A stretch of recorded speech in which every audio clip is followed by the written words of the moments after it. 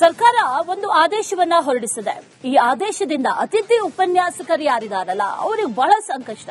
ಈಗಾಗಲೇ ಸಾಕಷ್ಟು ವಿವಿಗಳು ಮುಚ್ಚುವಂತ ಪರಿಸ್ಥಿತಿಯಲ್ಲಿದೆ, ನಷ್ಟದಲ್ಲಿದೆ, ಸಾಲದಲ್ಲಿದೆ, ಹೊರೆಯಾಗ್ತಾ ಇದೆ. ಇದೆಲ್ಲ ಒಂದು ಕಡೆ ಆದ್ರೆ ಇಂಥ ಆರ್ಥಿಕ ಸಂಕಷ್ಟದಲ್ಲಿ ಇರುವಂತಹ ಮಂಡ್ಯ ವಿವಿಗೆ ವೇತನದ ಹೊಣೆಯನ್ನ, ಆ ಜವಾಬ್ದಾರಿಯನ್ನು ಕೂಡ ಈಗ ಸರ್ಕಾರ ನೀಡಿದೆ. ವೇತನ ನೀಡುವಂತೆ ಕಾಲೇಜು ಶಿಕ್ಷಣ ಇಲಾಖೆ ಆದೇಶವನ್ನ ಹೊರಡಿಸಿದೆ.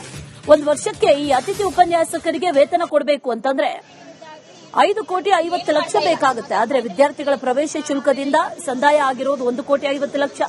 ಅದನ್ನ ಕೊಟ್ಟರೂ ಕೂಡ ಉಳಿದಂತಹ ಹಣವನ್ನ ಹೊಂದಿಸೋದು ಹೇಗೆ ಅನ್ನುವಂಥದ್ದು ಈಗ ಇರುವಂತಹ ಪ್ರಶ್ನೆ. ಇದು ವಿವಿಗಳನ್ನ ಮುಚ್ಚುವಂತಹ ಹುನ್ನಾರ ಅನ್ನುವಂತ ಆರೋಪ ಕೇಳಿ ಬರ್ತಿದೆ. ಇಲ್ಲೇನಿಲ್ಲ, ಸಿಂಪಲ್ ಸರ್. ಪ್ರತಿ ವರ್ಷ ಕಾಲೇಜು ಶಿಕ್ಷಣ ಇಲಾಖೆ ಪದವಿ ಕಾಲೇಜುಗಳಿಗೆ ಅತಿಥಿ ಉಪನ್ಯಾಸಕರನ್ನ ನೇಮಕಾತಿ ಮಾಡ್ಕೊಂತಾ ಇದ್ರು. ಅದೇ ರೀತಿ ಈ ಶೈಕ್ಷಣಿಕ ಸಾಲಿಗೂ ಕೂಡ ಅವರು ಅಧಿಸೂಚನೆಗಳನ್ನ ಬಿಟ್ರು, ಆದೇಶಗಳನ್ನ ಬಿಟ್ರು. ಆ ಆದೇಶದಲ್ಲಿ ಎಲ್ಲೂ ಕೂಡ ಮೊದಲು ಕೌನ್ಸಿಲಿಂಗ್ ಪ್ರಕ್ರಿಯೆಗೆ ಮುಂಚೆ ನೌಕರರ ಮಾಹಿತಿಗೆ ಬೇಕು, ಯಾರು ಸಂಬಳ ಕೊಡ್ತಾರೆ ಅಂತ.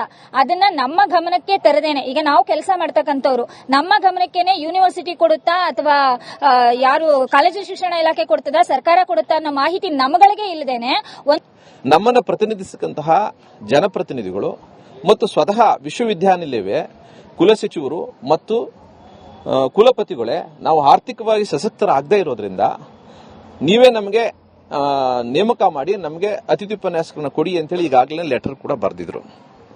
ಆ ಹಿನ್ನೆಲೆ ಒಳಗಡೆ ಕಾಲೇಜು ಶಿಕ್ಷಣ ಇಲಾಖೆ